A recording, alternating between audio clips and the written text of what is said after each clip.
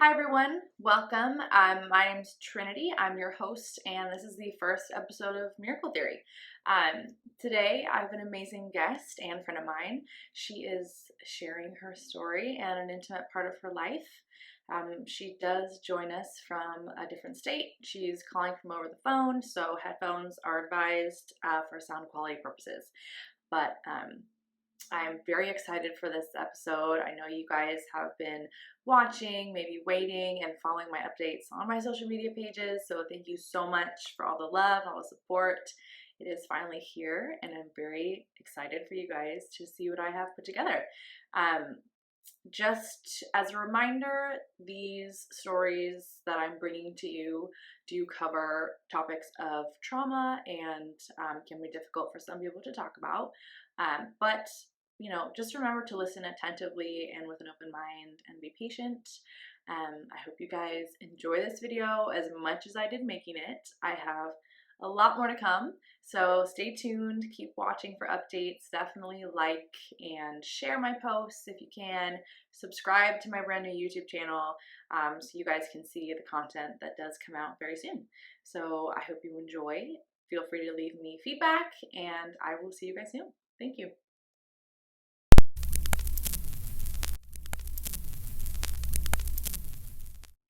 All right. Hi, everyone. Welcome to Miracle Theory. On the phone with me today, all the way from Nevada, I have Joanne. We actually went to college together. I'm so happy to have her on the show. She has an inspiring, jaw-dropping story for us today, and I can't wait for you all to hear. So without further ado, Joanne, why don't you tell us a little bit about yourself, and we'll get started. Hi, everyone. As Trinity said, my name is Joanne, and I currently live in Nevada. I'm from Winnemucca. It's a really, really small town.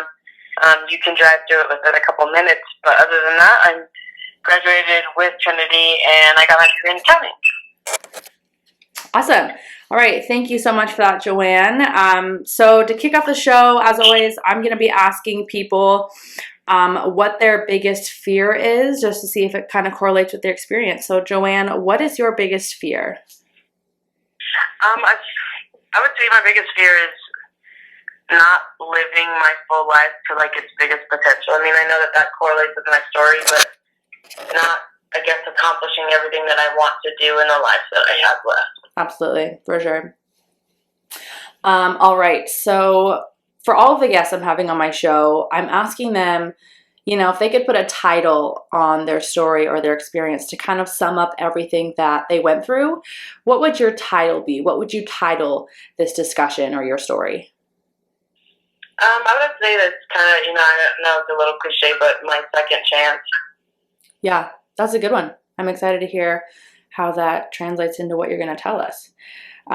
So with that being said, why don't we just start off the rest of the segment by you sharing your experience. Just go ahead. This is your time to tell us from start to finish what went down, and then I'll ask some questions after that.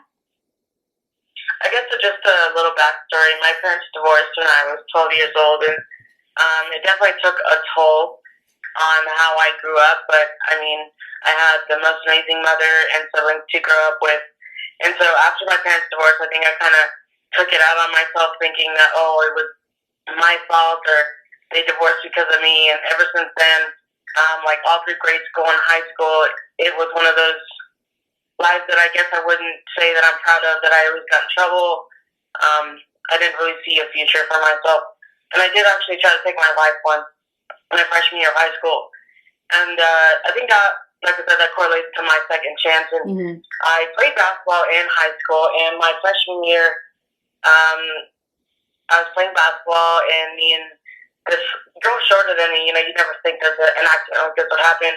We're going for the ball, and it was a jump ball, and from 1 second to the next, I dislocated my hip, and she falls on my knee, and I have a really high pain tolerance. So in the moment, your adrenaline was rushing, and I didn't think that I went down as hard as I did, and I got up, and it turns out that I turned my ACL, my meniscus, and damaged all the cartilage in my knee. And that's as a 3-sport athlete, that's not something that you want to hear, especially your freshman year of high school. Yeah. And so, long story short, surgery, they told me that, you just tore your ACL. It's just going to be a routine surgery and fixing the cartilage. And, well, this being my first surgery, we didn't know how much my body would retain the anesthesia.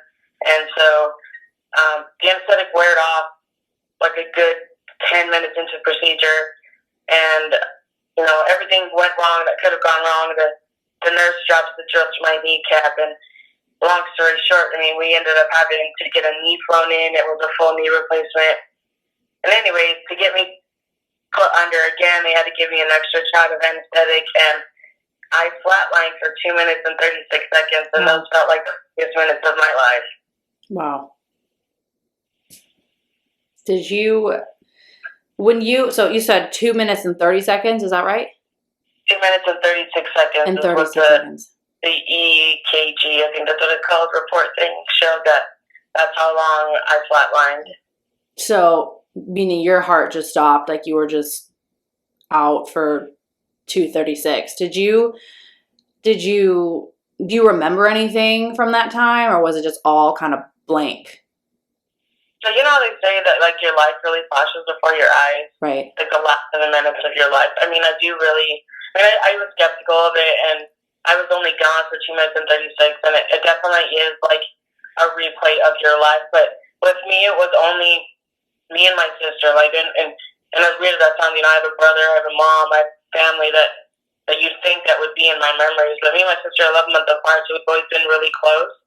And so, I still remember, like, us as little kids, just little memories. We used to live on a 3-acre lot and manage a farm, and so you'd see us just, like, running through the fields and all the little forts that we used to build. And so, to this day, I still don't know why it was just me and my sister, but I feel like that brought us closer because, like I said, after our parents divorced, it was kind of me blaming myself or me blaming her that's why they divorced. Mm-hmm. And, it definitely plays a toll on someone that's 12 years old. That's your developmental stage. And so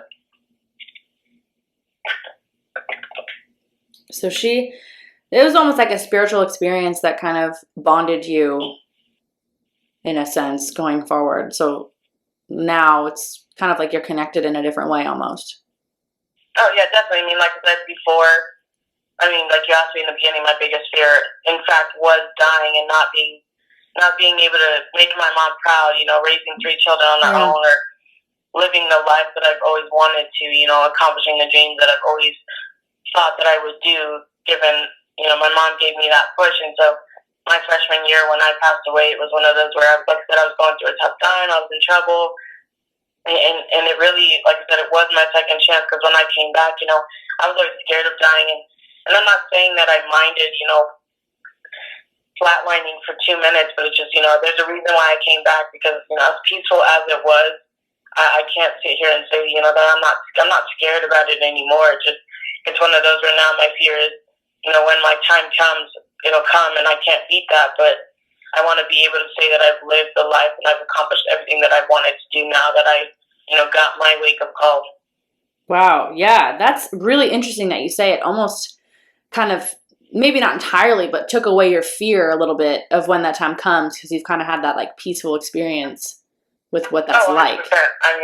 I grew up and I was very attached to my grandma growing up, and she died at a really young age. And ever since that, that moment has always been that fear of, oh, I'm going to die. And that the question, that I know a lot of people ask is, oh, what happens next? Like, do you see a light and all this other stuff? I wasn't gone for that long, but it was the most peaceful thing that it beats sitting at a beach drinking margaritas kind of peace. Wow. That is extremely unique. Like the amount of people that probably get to, or not get to, but have that moment where they kind of leave their body and then come back is it's unreal, truly.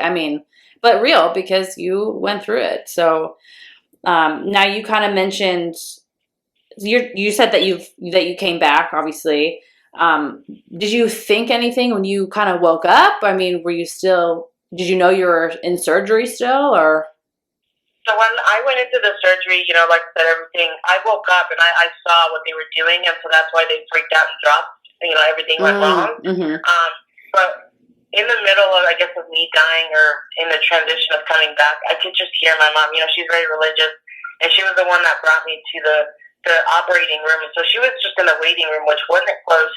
and all I could do is just hear her praying that I would come out, safely. And I feel like that's what really brought me back. Cause I've met a lot of people that have gone through this experience, and when they face death, they themselves don't have a fight anymore, and that's why they don't usually come back. Okay. And so with me, I feel like knowing that my mom was there praying for me and asking, like, hey, whatever, if anything were to go wrong, make sure that she gets out safely. And so I don't really remember, like, I just thought I was dreaming, but it was the most peaceful thing ever, that when I woke up, my doctor had told my mom, because it took 5 hours to wake me up after the procedure, and so I was always in and out. And given that they gave me such a high dose, that's why they said it was normal, and not the fact that my heart stopped. And so all I really remember when coming to it was that the doctors had told my mom that I had drifted. Okay. And my mom didn't really, I guess, grasp the fact that, hey, your daughter died. They said she drifted. And so later on, while we're going home, I was telling my mom, I was like, look, Mom, I could hear you. You were, like, right next to me. And Jasmine was 5 years old, and she was next to me. She thinking that, hey, you're just wearing off of the anesthetic. And then finally I ended up telling her, like, over and over again, like, this is what happened. And come to find out, yeah, she ended up confirming with the doctors that I did die for 2 minutes and 36 seconds. Yeah. Drifted is a very lax way of putting it, I guess. Wild. Beats me. I mean, yeah. I know when my mom understood it that, she just fell asleep longer than most people. I mean, I guess you could put it that way. It did really feel like a dream, but yeah, the most truthful thing that I've ever had to go through. Yeah. I think the most amazing thing, I mean, that I take away from that is just the fact that you could hear your mom, like, pulling you back, and that was kind of like your motivation for coming out of that. Oh, yeah. I mean, like I said, to this day, my mom is the reason why I do what I do, because it's not easy raising 3 children on your own after, my dad left us when we were right after the divorce, and ever since then, I mean, it's always been her, and I owe my life to her. Yeah. Yeah. Literally. That's very deep, and that's very spiritual, and it's almost kind of like you found a kind of a newfound appreciation for your mom and your family through your experience. Oh, yeah. I mean, like I said, I was lost, and I know that a lot of kids that have divorced parents go through that same situation. Mm-hmm. That I know that, I mean, to this day, I advocate for those children, because I know that I walked in their shoes, and I know what it feels. And so, I mean, I've come face to face with kids already that have gone through what I do and wanting to take their life. And, I sit here today knowing that I got my second chance so that I could, help them realize that they have a life here to live.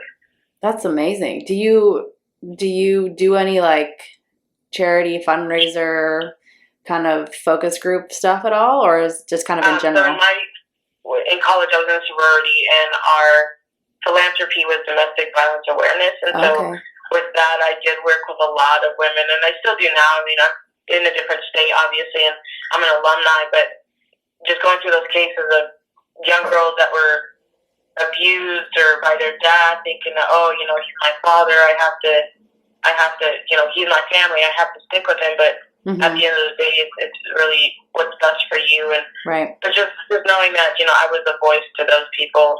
Yeah, that's incredibly special. That's really awesome. It is.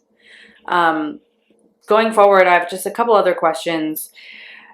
One of the things I like to ask, sort of interesting to see, if you could go back in time, either before your experience or after, if you could give yourself kind of a piece of advice, or maybe this is the advice you give other women and girls who've been through similar things, what would that piece of advice be?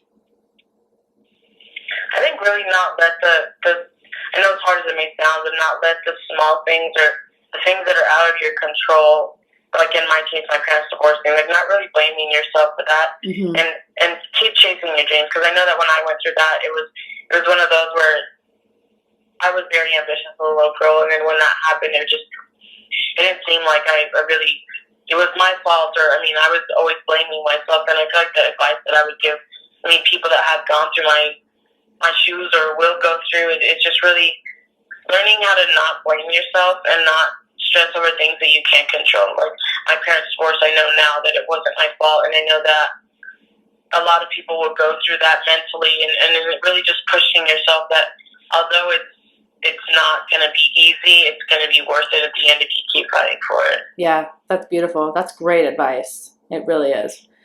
One of my last questions here. Now, your experience obviously had an incredible impact on you in general, overall. This is kind of a two-parter. I guess, what part of your experience kind of impacted you the most? And kind of on a deeper level, why do you think you survived? I know you are talking about second chance. You've been able to talk to girls and women about experiences in life. Do you think that's, aside from living your own life, do you think that's kind of why you survived, was to be that kind of sole person to give that sage advice and lead other people?